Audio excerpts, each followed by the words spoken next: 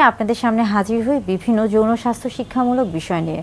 তারই ধারাবাহিকতায় আজকে হাজির হয়েছি নারীদের শরীরের কোন অংশে সবচেয়ে বেশি যৌন চাহিদা বা যৌন উত্তেজনা কিংবা যৌন অনুভূতি কাজ করে এই বিষয় নিয়ে কথা বলার জন্যে।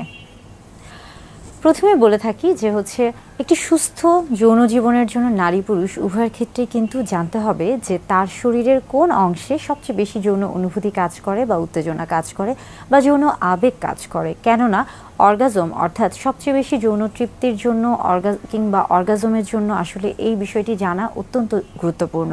বিশেষ করে স্বামী স্ত্রী উভয়ের ক্ষেত্রে উভয়কে জানতে হবে এবং উভয়ের এই বিষয়গুলোকে গুরুত্ব দিতে হবে। আজকে কথা বলবো নারীদের কোন অংশে সবচেয়ে বেশি যৌন অনুভূতি বা যৌন তৃপ্তি রয়েছে বা কোন অংশগুলো সবচেয়ে বেশি স্পর্শকাতর।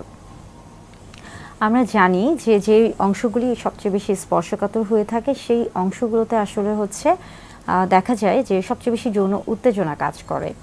নারীদের ক্ষেত্রে যদি আসি সেই ক্ষেত্রে পুরুষদের মতো নারীদের শরীরে যেমন নারীর জননাঙ্গের যে একটি অংশ রয়েছে এবং এটি কিন্তু স্ত্রীর বা নারীর শরীরের বাহিরে বা বাহ্যিক দিকে এটা অবস্থান করে থাকে এবং এটি মূলত ক্লাইটোরিস। ক্লাইটোরিসের মধ্যে কিন্তু অনেক বেশি যৌন উত্তেজনা কাজ করে থাকে। অর্থাৎ নারীর শরীরের মধ্যে খুব উত্তেজনামূলক অংশের মধ্যে একটি ক্লাইটোরিস।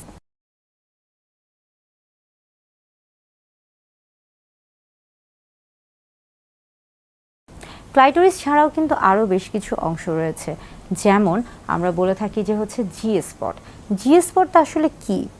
জি স্পটটা হলো মূলত আমরা যদি বাহির থেকে চিন্তা করে থাকি নারীর যে জননাঙ্গ রয়েছে তাহলে বাহিরে অর্থাৎ আমরা বলে থাকি যে ভালভা এবং ভ্যাজাইনার যে বাহিরের যে অংশ রয়েছে সেখান থেকে যদি 1 ইঞ্চি বা 2 থেকে 2.5 সেন্টিমিটারের মতো ভিতরে প্রবেশ করানো হয়ে থাকে তাহলে যে জায়গাটি রয়েছে সেটাকেই কিন্তু জি স্পট বলা হয়ে থাকে এবং এই অংশে কিন্তু অনেক বেশি যৌন উত্তেজনা কাজ করে।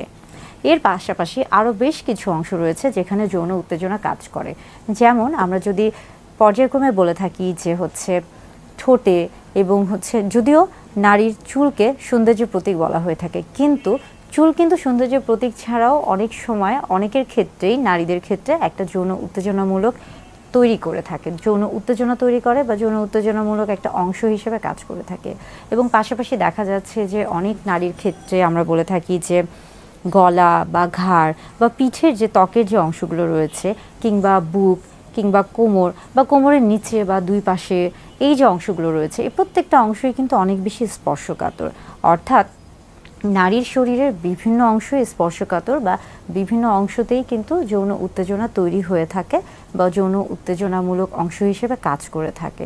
তবে এক একজনের শরীরে আসলে সবচেয়ে বেশি কোনটি যৌন উত্তেজনা হিসেবে কাজ করবে বা সবচেয়ে বেশি যৌন উত্তেজক হিসেবে কাজ করবে বা সবচেয়ে বেশি স্পর্শকাতর, এটা আসলে নির্ভর করছে ব্যক্তি স্বাধীনতা বা ব্যক্তির উপর। এটা সম্পূর্ণই ব্যক্তির উপর নির্ভর করছে।